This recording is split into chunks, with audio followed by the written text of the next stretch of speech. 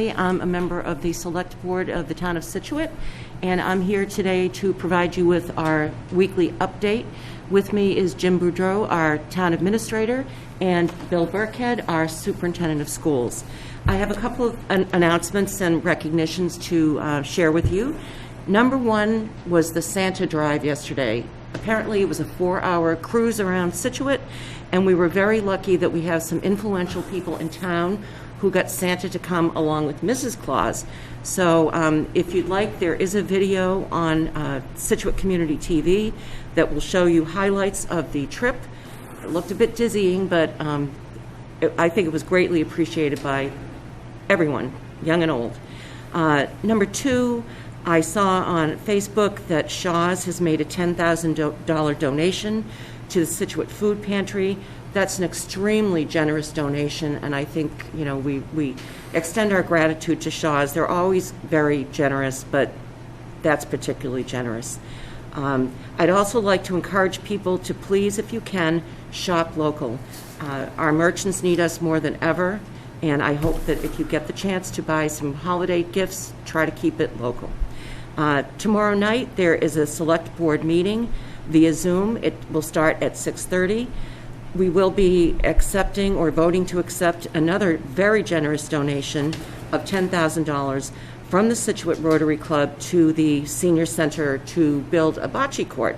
So I think that's a great thing. We will be discussing the housing production plan, and that relates to a report that we need to file with the state every few years to show that we're making progress on our housing, especially for those in need. And I will say that one of the highlights is the fact that Lawson Green is nearly complete, and it's just another step in the right direction. The Hummerock Fire Station will also be discussed, as will coastal management updates. So if you have an interest in any of those things, please feel free to join us on Zoom. And with that, I will turn it over to Jim Boudreau. Good morning. We'll start with the COVID update. Unfortunately, I have no good news on the COVID update. Last week we had 26 cases Monday to Monday. This week it's jumped to 42 cases from last Monday to this Monday. That is among the highest numbers we've had for a single week since the pandemic started. We are still yellow on the state COVID map at 3.11% positivity for the previous 14 days. I expect that will probably go red this week. The state's positivity rate yesterday was 5.13%, so the numbers keep growing. We're hoping that this is the Thanksgiving spike that we talked about, and these numbers will start going down shortly. We have no evidence either way.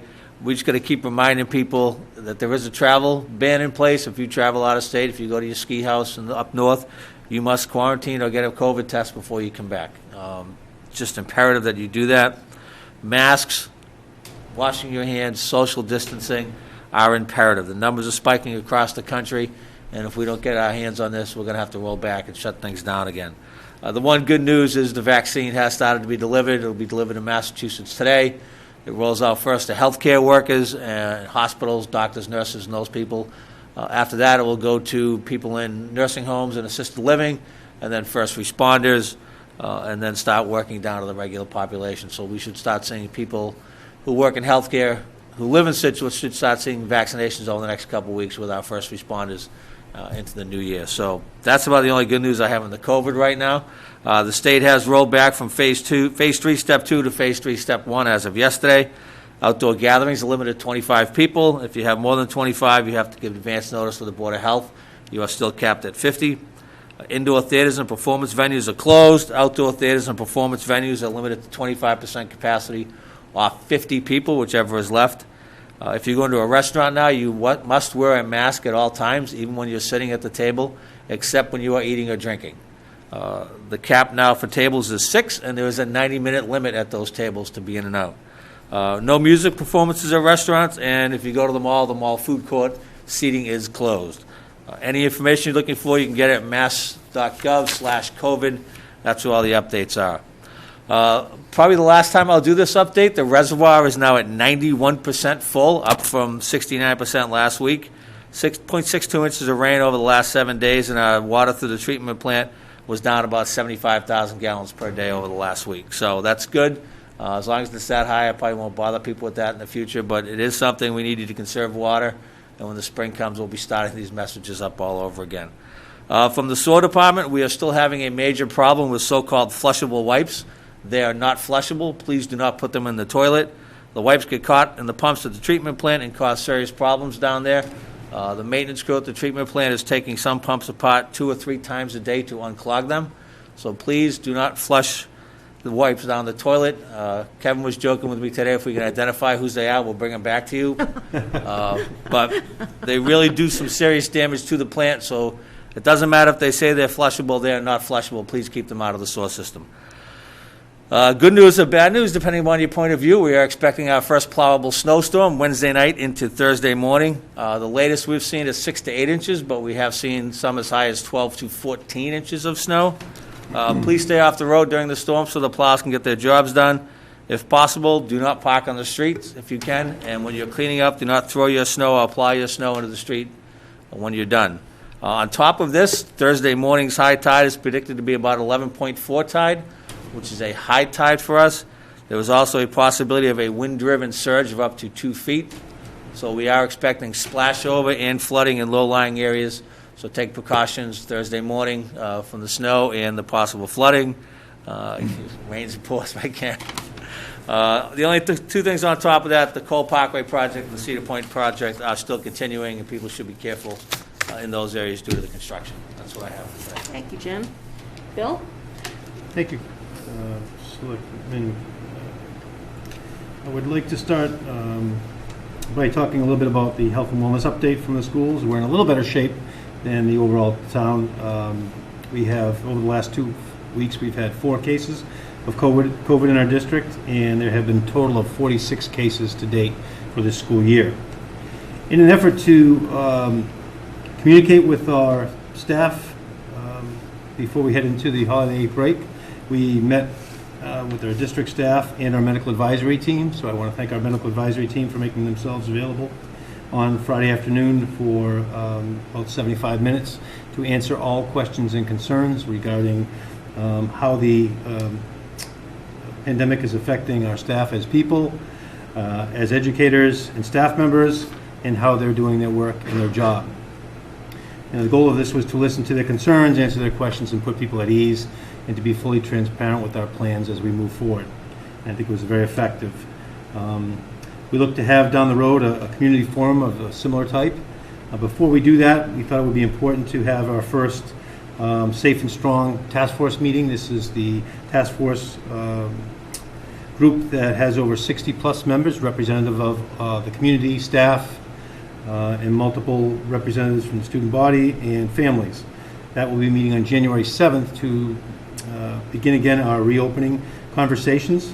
And the conversations will be, and plan will be steadfast, similar to how we opened schools. And we also commit to transparency and strong communication, so the notes for those meetings and the updates will be available to our community. There will be a school committee meeting tonight at 6 p.m. if you're able to attend. One of the highlights on there will be our school improvement plans. Our principals will share the improvement plans. These are developed by each school's school council, which consists of teachers, administrators, community members, and parents. They reflect the vision and goals of the district and school and action steps that each school will take to achieve them. And some great news, last week I attended a SHORE ceremony, a grant ceremony, the Scituate High School Opportunities for Resource and Education. This is a group of parents that have organized that raise money to provide grants for the school.